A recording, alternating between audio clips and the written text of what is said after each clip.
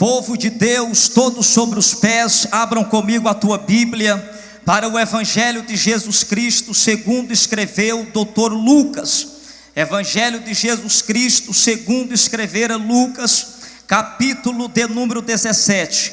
Em reverência à palavra de Deus, eu gostaria de convidar a todos a estar sobre os pés para lermos a Bíblia Sagrada. Evangelho de Lucas, capítulo de número 17. Irmã Nífer, irmã Cálita, voltando a Uberlândia, leve um abraço do Semaías Pereira ao nosso querido pastor Álvaro Allen Sanches. Foi nosso pastor ali na cidade de Santa Helena de Goiás. Tem muita gente amiga naquela igreja, Quarteto Castelo Forte, Madison, Marquinhos, uma turma abençoada ali. Evangelho de Lucas, capítulo de número 17 e o versículo de número 26, diz-nos assim a palavra de Deus: e como aconteceu nos dias de Noé, assim será também nos dias da vinda do Filho do Homem. Comiam, bebiam, casavam e davam-se em casamento, até ao dia em que Noé entrou na arca, e veio o dilúvio e consumia a todos. Como também da mesma maneira aconteceu nos dias de Ló. Comiam, bebiam, compravam, vendiam, plantavam e edificavam. Mas no dia em que Ló saiu de Sodoma, choveu do céu fogo e enxofre, consumindo a todos. Só você que acredita que o Pai tem uma palavra direto do trono para a tua vida, para o teu coração, tome o seu assento glorificando o bendito nome de Jesus Cristo. Povo de Deus, povo da paz e da esperança, quando eu olho para este texto que está inserido no livro de Lucas, capítulo de número 17, e eu olho a realidade dos dias que nós estamos vivendo, e sobre a realidade dos dias que nós estamos vivendo, eu quero dizer realmente do dia 8 de setembro do ano de 2012, quando eu olho para a nossa realidade política, quando eu olho para o conflito que está acontecendo nas nações, quando eu assisto aterrorizado, e ainda escrevi um artigo em memória a Muammar Gaddafi, aquele ditador na Líbia que caiu, que fora morto, que fora torturado, que fora massacrado pelos seus inimigos. Quando eu assisto aterrorizado a queda e aquela palhaçada que envolve Hosni Mubarak, ex-ditador do Egito, e eu vejo o governo norte-americano bastante assustado com a irmandade muçulmana assumindo o governo ali no Egito. Eu vejo Kofi Annan sendo derrotado, sendo massacrado, humilhado na sua tentativa de reconciliar o governo da Síria. E eu percebo ainda a ameaça que Israel, juntamente com outras nações, estão fazendo ao Irã. Eu percebo que a minha geração está tendo uma geração de privilégio. É uma geração privilegiada, porque nós estamos assistindo de perto, assistindo do sofá de nossa casa, uma das maiores transformações políticas da história. E como o relógio não me permite falar mais sobre isto, eu quero falar um pouco sobre a questão do meio ambiente. Quando eu vejo ambientalistas andando de um lado para o outro, tentando salvar o planeta, não entendendo o que está acontecendo com a terra, não entendendo a questão do aquecimento global. E esta questão do aquecimento global que tem preocupado grandes líderes do mundo, e eu vejo os ambientalistas andando de um lado para o outro, procurando resolver o problema da terra. Al Gore fazendo as suas conferências, fazendo as suas convenções, e eu achei interessante o ponto de vista de um professor brasileiro, professor da Universidade Federal do Estado de Alagoas, e ele comentando sobre a questão do aquecimento global. Aquele professor diz que não tem nada a ver com o homem está ou não está destruindo a terra. Aquele professor diz que o alinhamento do planeta é que está provocando isto. Aquele professor disse que independente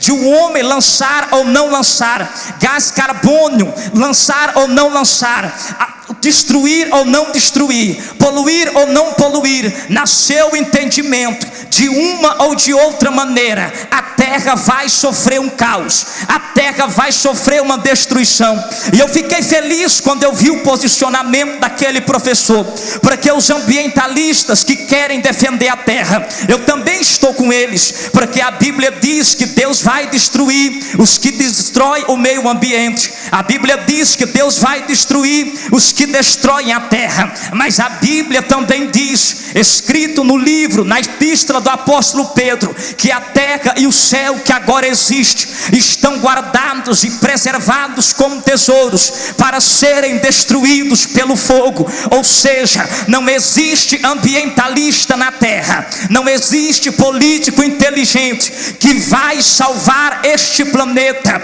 do juízo, do severo castigo daquele que o criou, céus, terra e mares. Quando eu vejo este grande movimento, quando eu vejo as pessoas desesperadas, quando eu vejo as pessoas sem saber o que está acontecendo, eu fico alegre, eu fico feliz, porque embora não tenha terminado a minha faculdade de direito, porque embora não tenha um diploma de doutorado, porque embora eu estou pregando para um povo simples e um povo humilde, se eu perguntar até para uma criança na noite deste dia, o que está acontecendo com as nações, o que está acontecendo com o meio ambiente, o que está acontecendo com o mundo da política, o que está acontecendo nos quatro cantos da terra, eu tenho certeza que você abriria a sua boca e me dizia: Semaías Pereira, isto não é outra coisa senão o noivo que está às portas para buscar a noiva.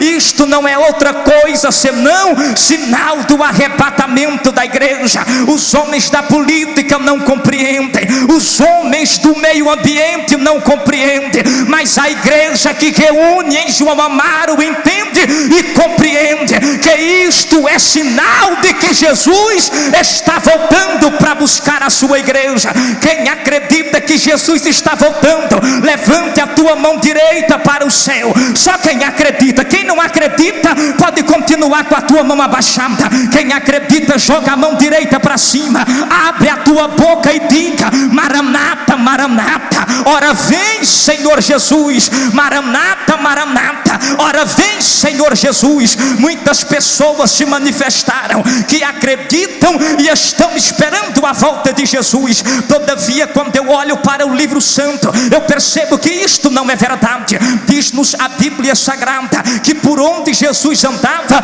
a multidão estava com ele. Jesus foi o maior pregador itinerante de toda a história. Um dia ele pregava na Judeia, outro dia ele pregava na Galileia, pregou até no exterior, foi até para outro país, conferencista internacional, o homem que fazia grandes cruzadas de milagres, e em um só dia ele curava a todos. Jesus fez grandes cruzadas, Jesus fez grandes pregações, mas quando eu abro a minha Bíblia para o Evangelho de Marcos, capítulo de número 13, eu vejo Jesus fazendo uma cruzada.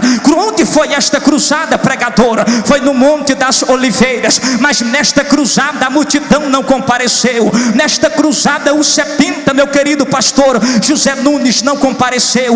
Nesta cruzada do Nazareno, nem os 12 compareceu. A Bíblia diz que só compareceu Pedro, só compareceu Tiago, só compareceu João e só compareceu o irmão André. Apenas 4 dos discípulos compareceram neste dia. Eu fui pesquisar na Bíblia, por que só apareceu 4? Sabe por quê? Porque naquele dia Jesus não ia curar, naquele dia Jesus não ia expulsar demônios, ele ia tratar da doutrina das últimas coisas, ele ia falar do arrebatamento. Marcos capítulo 13, versículo 3, está escrito: então naquele dia se aproximou dele Pedro, Tiago, João e André. Ele perguntava perguntaram em particular: Senhor, mostra-nos, revela-nos, dai-nos um sinal.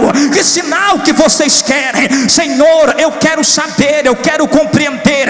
Quando será o arrebatamento da tua igreja? Quando será o arrebatamento da igreja? E a Bíblia diz: e Jesus respondendo lhes disse. Sabe o que eu acho interessante aqui? Eles perguntaram e Jesus respondeu, porque ninguém que fala com Jesus fica sem resposta. Você pode falar com Semaías Pereira e ficar sem resposta. Você pode falar com pastor, com cantor, com pregador e ficar sem resposta. Mas quem fala com Jesus não fica sem resposta.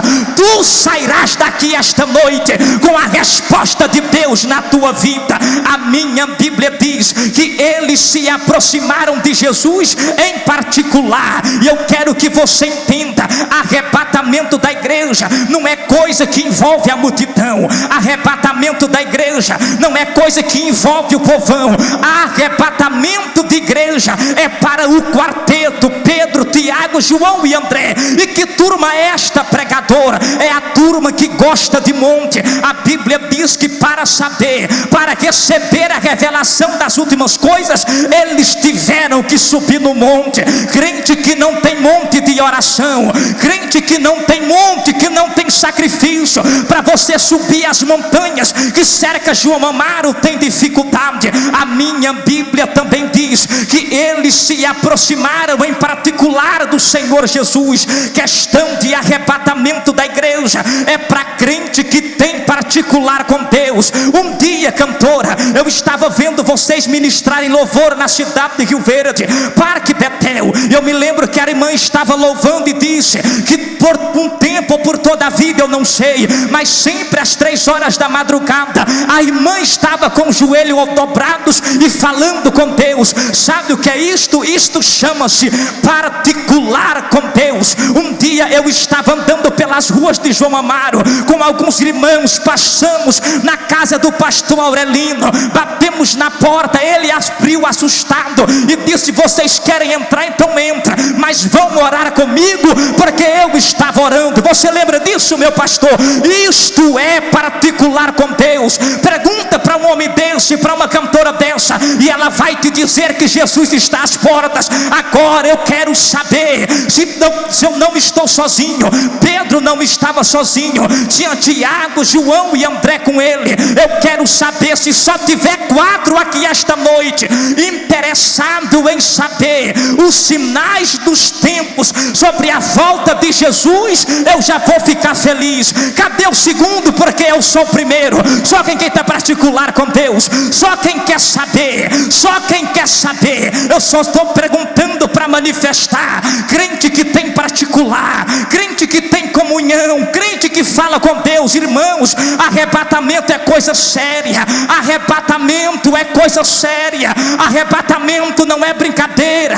Arrebatamento não é conto de fada. Arrebatamento não é conto de carochinha. Arrebatamento é coisa séria. Só quem acredita que Ele está voltando, abre a tua boca e glorifique a Jesus Cristo.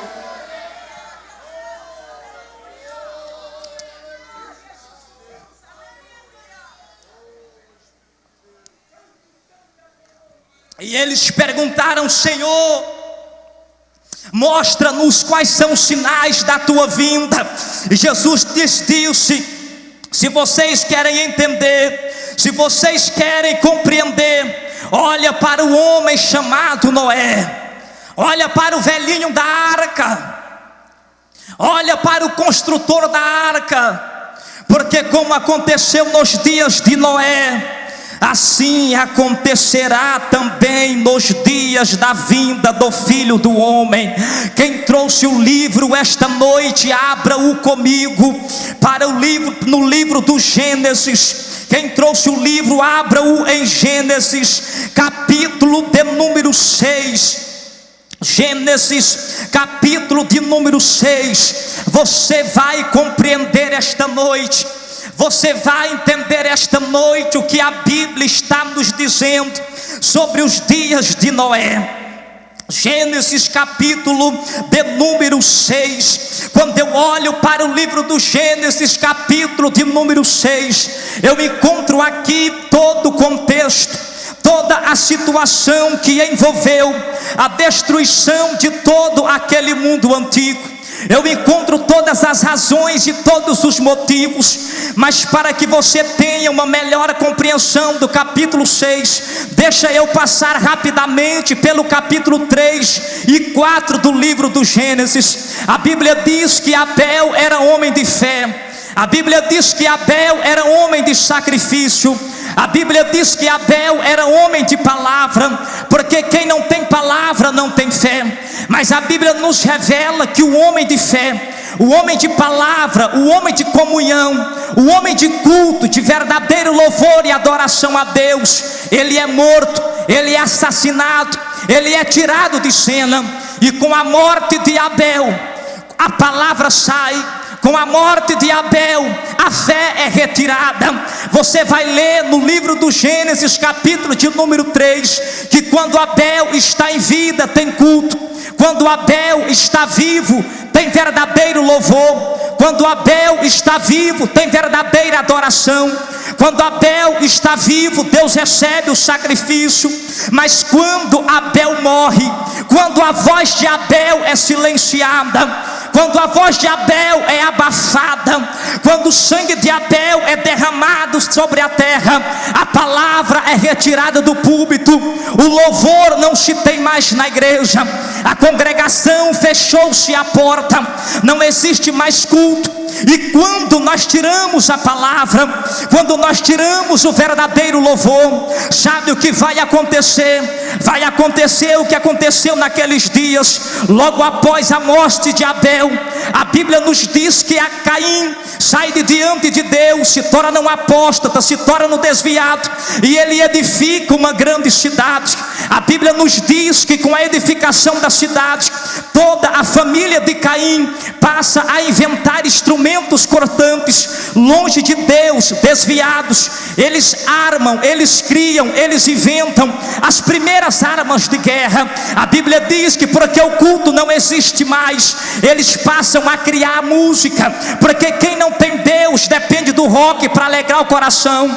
Eles passam a criar o ritmo, porque quem não tem mais a presença de Deus depende do funk, de uma boca de garrafa para dançar em cima, para ver se alegra um pouco o coração. Porque quem não tem Deus depende de pagode, de tudo quanto é mais, até de boate gospel e evangélica, como já tem até mesmo na pequenina cidade de Niquelândia, porque Deus não está mais no meio. E sabe o que parte o meu coração, pastor Aurelino? Porque quando eu leio o capítulo 4 do livro de Gênesis, eu ouço o barulho da bigorna. No capítulo 4 do livro de Gênesis, eu ouço o mugido do gado, porque a Bíblia nos diz que os filhos de Caim foram os pais da agropecuária. A Bíblia nos diz que os filhos de Caim vieram deles a poligamia. A Bíblia nos diz que os filhos de Caim derramavam sangue sem motivo. Quando você lê a tua Bíblia no livro do Gênesis, capítulo de número 4, versículo de número 23,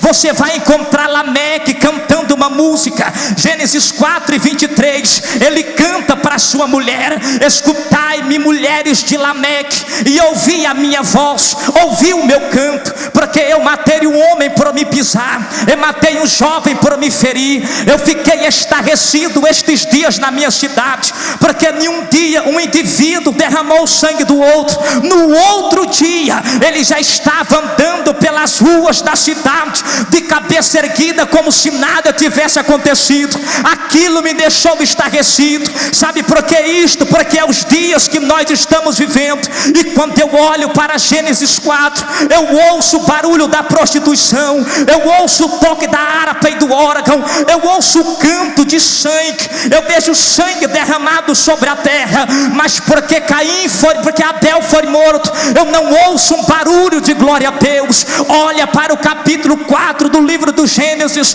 você não ouve o barulho de glória a Deus. Você vê pessoas andando para lá e para cá, você vê a tecnologia se aumentando. Preste atenção, igreja, porque disto depende a palavra. Você vai ver o crescimento se multiplicando. Quando o apóstolo e evangelista João escreve a sua epístola, capítulo 2 e versículo 15: filhinhos, não ameis o mundo e nem aquilo que no mundo há. Ele estava com seus olhos voltados para Gênesis 4, porque tudo quanto procede do mundo, o amor do bom pai nele não está. Mas eu quero dizer para você, no mundo pode se aumentar o conhecimento, a agricultura, a agropecuária, a música pode aumentar e se multiplicar. O diabo pode até calar a boca de um adorador por um tempo, ele pode até trancar o microfone de um pregador por um tempo,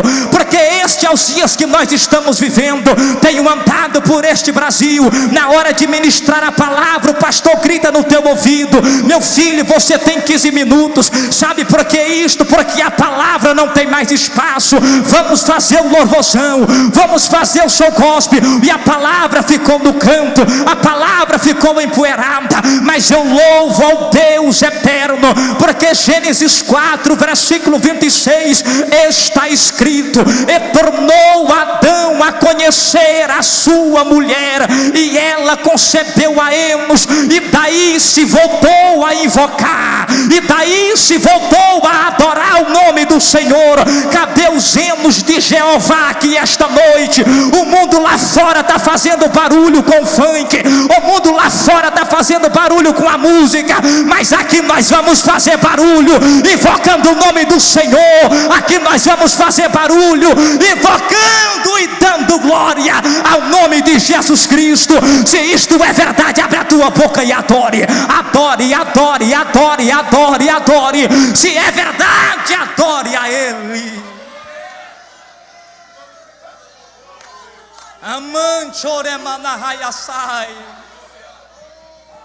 E eu acho lindo na Bíblia Sagrada que a família de Caim sabe praticar a agricultura, a família de Caim sabe praticar a agropecuária, a família de Caim sabe criar armamentos de guerra, a família de Caim sabe derramar sangue. Mas no capítulo 5 de Gênesis começa a família de Sete. Na família de Sete não tem engenheiro, na família de Sete não tem famoso, na família de Sete não tem construtores de cidade, na família de Sete não tem ninguém que cria nada, não tem ninguém que inventa nada. Mas na família de Sete tem um homem por nome de Enoque. Sabe o que Enoque sabia fazer? Andar com Deus e viver em comunhão com Deus. Enoque só sabia andar com Deus e viver em comunhão com Deus. Olha para cá, povo de João Amaro, você pode não ter tido a oportunidade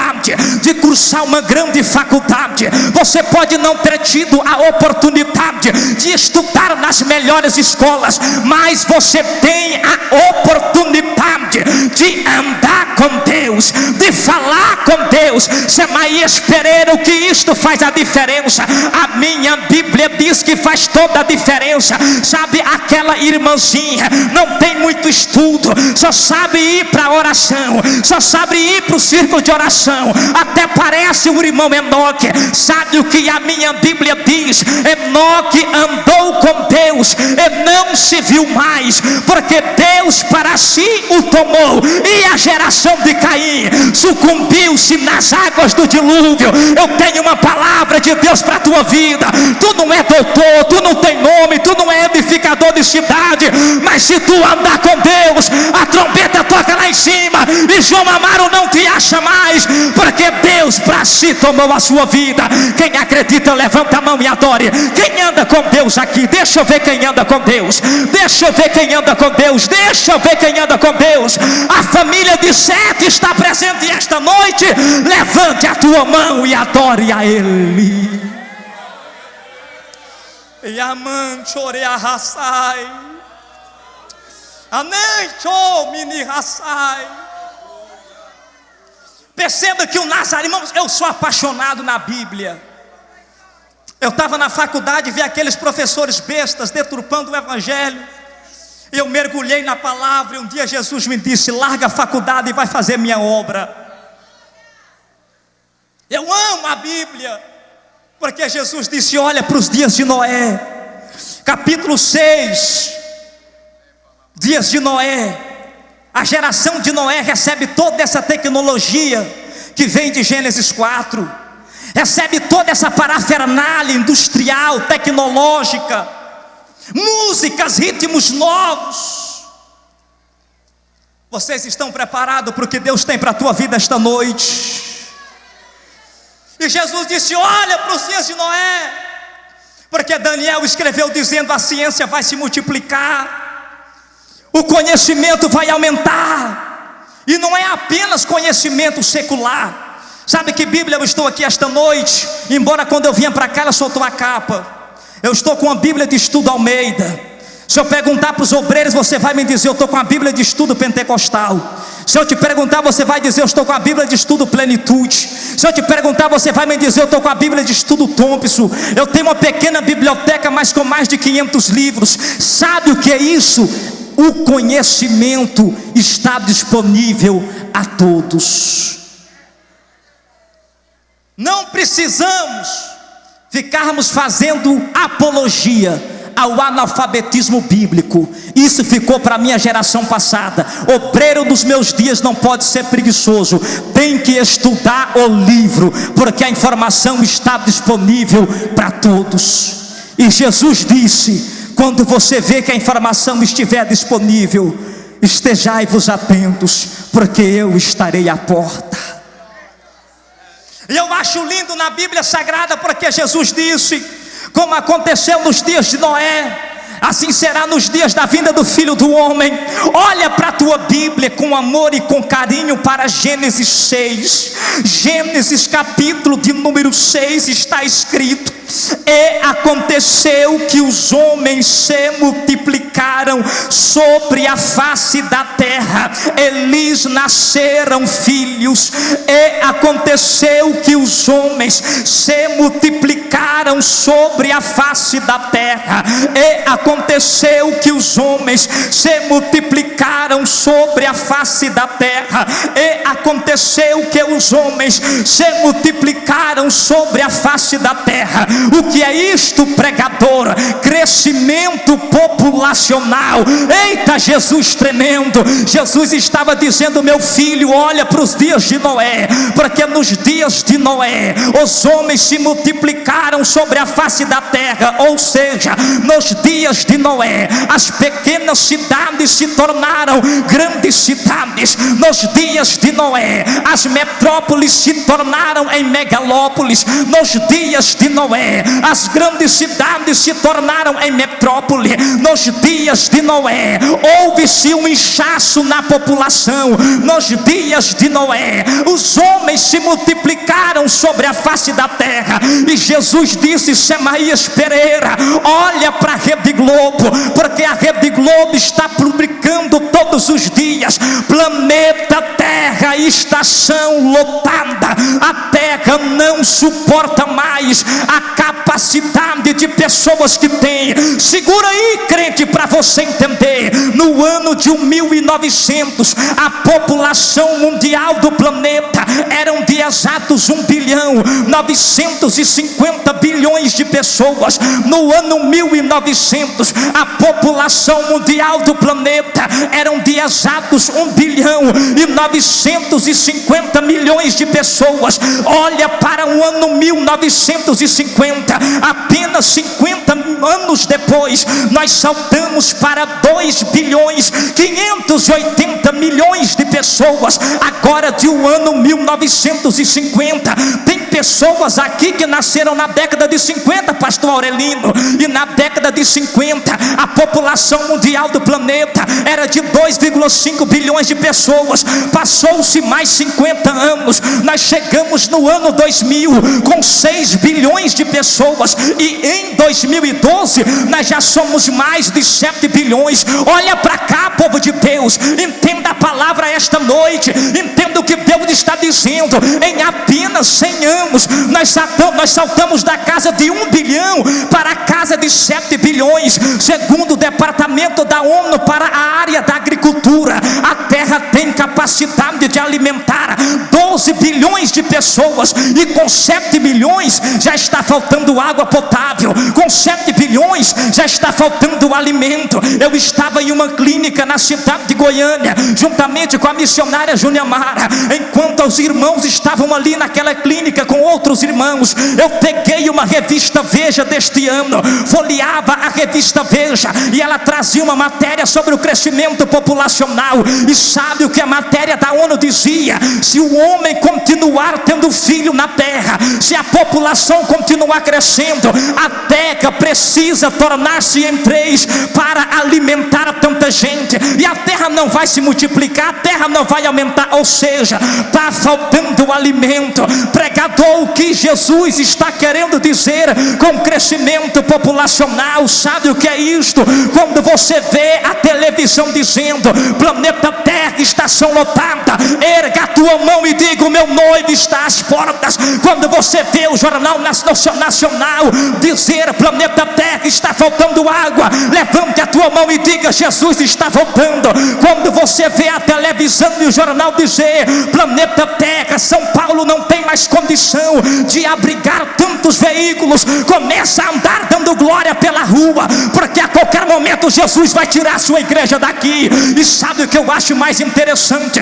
Porque crescimento populacional é problema, crescimento populacional é problema na agricultura, não tem alimento para tanta gente. Crescimento populacional é problema na educação, não tem escola para as nossas crianças estudar. Crescimento populacional é problema de segurança pública, haja polícia para fazer a segurança do povo. Eu chegava na pequena cidade de Iaçu na madrugada de quarta para quinta-feira,